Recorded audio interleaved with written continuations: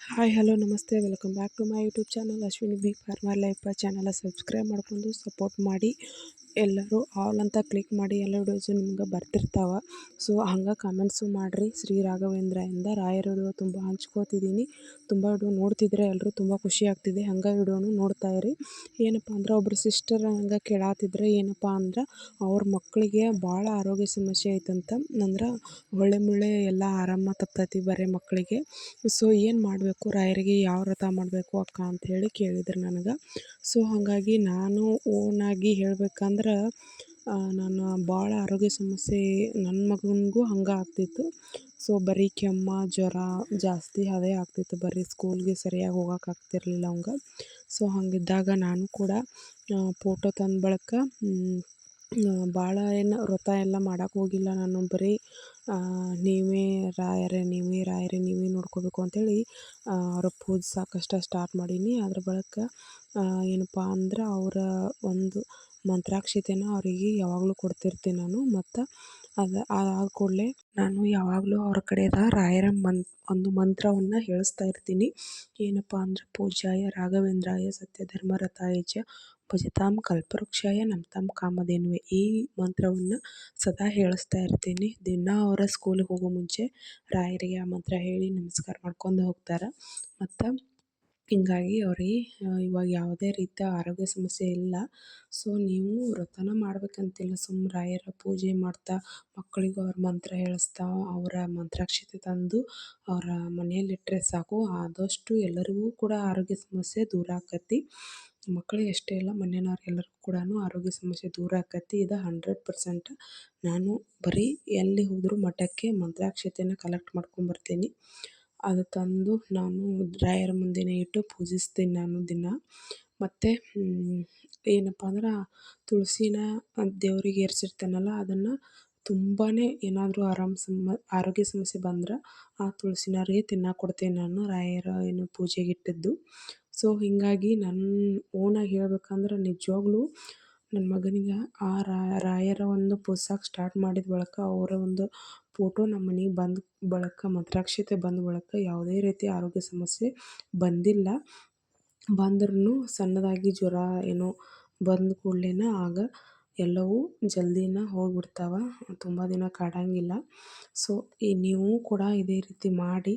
ತುಂಬ ಏನಾದರೂ ತುಂಬಾ ಆರೋಗ್ಯ ಸಮಸ್ಯೆ ಇದ್ದರೆ ವ್ರತ ಕೂಡ ಮಾಡ್ಬೋದು, ಅದೇನು ತಪ್ಪೇನಿಲ್ಲ, ಒಳ್ಳೆಯದೇ ಮಾಡಿ. ಅಂದರೆ ಮಂತ್ರಾಕ್ಷತೆಯನ್ನು ರಾಯರ ಮಂತ್ರಾಕ್ಷತೆ ಇಟ್ಕೊಳ್ಳೋದನ್ನು ಯಾವತ್ತೂ ಮರಿಬೇಡಿ. ನೀವು ಈ ರೀತಿ ಮಂತ್ರಾಕ್ಷತೆ ಇಟ್ಕೊಂಡು ರಾಯರ ಫೋಟೋ ತಂದು ಪೂಜ್ಸೋಕೆ ಸ್ಟಾರ್ಟ್ ಮಾಡಿದ್ರಂದ್ರೆ ನಿಜವಾಗ್ಲೂ ಯಾವುದೇ ರೀತಿ ಆರೋಗ್ಯ ಸಮಸ್ಯೆ ಮನೆಗೆ ಬರೋಂಗೇ ಇಲ್ಲ.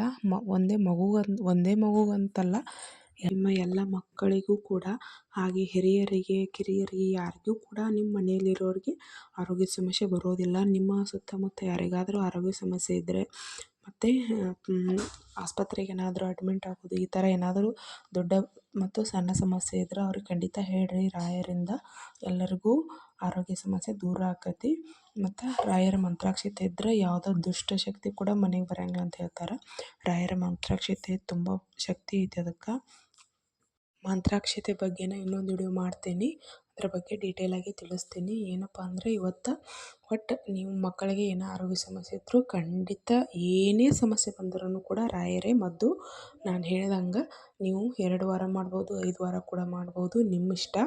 ಎಷ್ಟು ವಾರ ಮಾಡ್ತೀರಿ ಮಾಡಿರಿ, ಭಕ್ತಿಯಿಂದ ಮಾಡಿದ್ರೆ ಎಂಥ ಆರೋಗ್ಯ ಸಮಸ್ಯೆ ಇದ್ದರೂ ದೂರ ಆಕತಿ. ನಾನಂತರೂ ಫೋಟೋನ ತಂದು ಪೂಜಿಸೋಕಷ್ಟೇ ಸ್ಟಾರ್ಟ್ ಮಾಡೀನಿ ಅಷ್ಟೇ. ಅವ್ರ ಮಕ್ಕಳಿಂದನೇ ದಿನ ಮಂತ್ರ ಹೇಳ್ತಾರೆ ಅವ್ರು, ಹಾಗಾಗಿ ಅವರ ಆರೋಗ್ಯ ಸಮಸ್ಯೆ ದೂರ ಆಗೈತಿ. ಖಂಡಿತ ನೀವು ಕೂಡ ಸೇವೆ ಮಾಡಿ. ಏನೇ ಸಮಸ್ಯೆ ಇದ್ದರೂ 100 to 100% ದೂರ ಆಕಾವತ್ತ ನಾ ಭರವಸೆ ಕೊಡ್ತೇನೆ. ಯಾಕಪ್ಪ ಅಂದ್ರೆ ನಾ ರಾಯರನ್ನ ಅಷ್ಟು ನಂಬೇನಿ. ನಂಬಿದವ್ರಿಗೆ ಯಾವತ್ತೂ ಮೋಸ ಆಗಂಗಿಲ್ಲ, ನಂಬಿದವ್ರಿಗೆ ಯಾವತ್ತೂ ರಾಯರ ಕೈ ಬಿಟ್ಟಿಲ್ಲ. ಖಂಡಿತ ಏನು ಕ್ಷಣಕ್ಕೂ ರಾಯರು ನಾನು ಇದ್ದೀನಿ ಅಂತ ತೋರಿಸ್ಕೊಡ್ತಾರೆ. ನೀವು ರಾಯರನ್ನ ಒಮ್ಮೆ ಪೂಜಿಸೋಕೆ ಸ್ಟಾರ್ಟ್ ಮಾಡಿರಿ ನಂಬಿ, ಖಂಡಿತ ಒಂದೊಂದು ಏನೇನೋ ನೀವು ತಕ್ಷಣಕ್ಕೆ ಯಪ್ಪ ಹಿಂಗಾಗಬೇಕಾಗಿತ್ತು ಆಗಲಿಲ್ಲ ಅನ್ಕೋತಿರ್ತೀರಲ್ಲ, ಆ ಕೆಲಸ ರಾಯರನ್ನ ನಂಬಿ ಪೂಜಿಸೋಕೆ ಸ್ಟಾರ್ಟ್ ಮಾಡಿದ ಬಳಿಕ ಇದು ಹೆಂಗೆ ಆಯಿತು, ಇದೆಷ್ಟು ಸುಲಭವಾಗಿ ಆಯಿತು ಅಂಥೇಳಿ ನೀವು ಆಶ್ಚರ್ಯ ಪಡ್ತೀರಿ. ಆ ರೀತಿ ರಾಯರು ನಿಮ್ಮ ಜೀವನದ ದಿಕ್ಕನ್ನು ಬದಲಾಯಿಸೋಕೆ ಸ್ಟಾರ್ಟ್ ಮಾಡ್ತಾರೆ.